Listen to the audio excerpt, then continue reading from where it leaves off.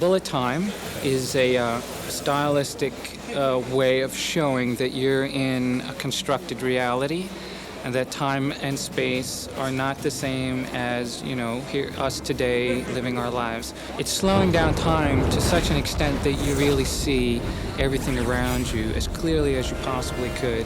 Bullet time is something that was conceived for The Matrix specifically, but I think it's the byproduct of the directors observing the controls coming into place, and then they ask the right question at the right time.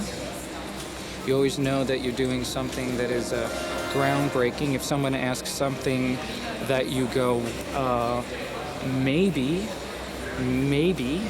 if we do some development and get the right minds working on it, and it takes some pretty heavy thinking to get it together.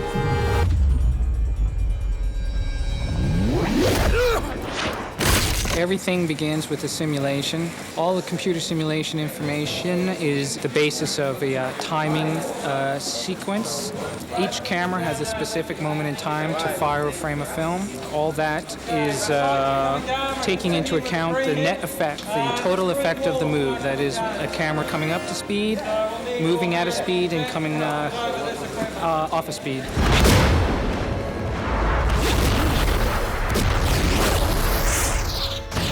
Particular rig, there are 120 cameras and 2 motion picture cameras set up.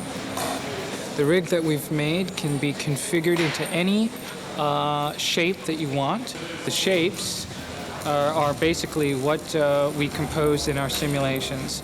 It can do S-curves, it can do arcs, it can do spirals, it can do anything you want. It's an erector set. The heights of the cameras, where they're pointing at, also from the same simulation. In the middle of that box right there is a motion control laser pointing system that takes an animation file and creates a point on the surface of that cube that tells us where to point the camera. The 2 motion picture cameras are going to be, in this particular shot, running, that's running at 150, that one's running at 120. There are other bullet times where the end camera is a photosonics camera, so we'll be running that at 360. I can choose at will any elapsed real-world time to photograph. That is, if I have a guy falling over, I can choose to capture the whole event in the time that it takes to go around the circle. I could choose to capture only a very brief moment, and that is how we determine what frame rate the cameras eventually wind up.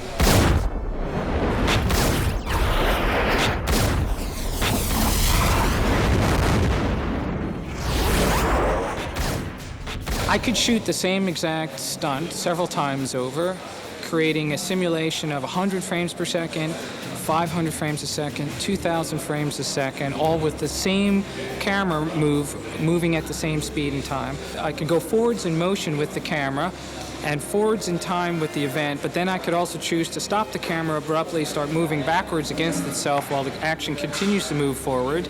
I can shoot the move coming from both sides at the same time, crisscrossing over and ending. I can shoot waves, cycles of film that crisscross like waves over the middle. There is a very heavy digital half to this capture. Not every frame that a camera captures is the only frames that will be seen. There's a lot of a process we call interpolation, which is the creation of frames digitally that are the byproduct of real frames. That is, we analyze what real frames we have, and we can create new frames of moments in between the captured frames to make moves longer and or stretch them out or do time compression effects. There's a lot of work going on in the art form of interpolation, and it needs to be said because it's not what you see is what you get. It's all baby steps towards something much larger that won't be really commonplace for a few years, but there are people around the world that sort of, scratching their heads about a new way to photograph things. And it'll be as revolutionary as when cameras came off sticks and went to a crane, when they came off of cranes and went to Steadicams. We're talking about cameras that are now broken from the subject matter, that are virtual. So that's the next phase. That's what computers have introduced into cinematography.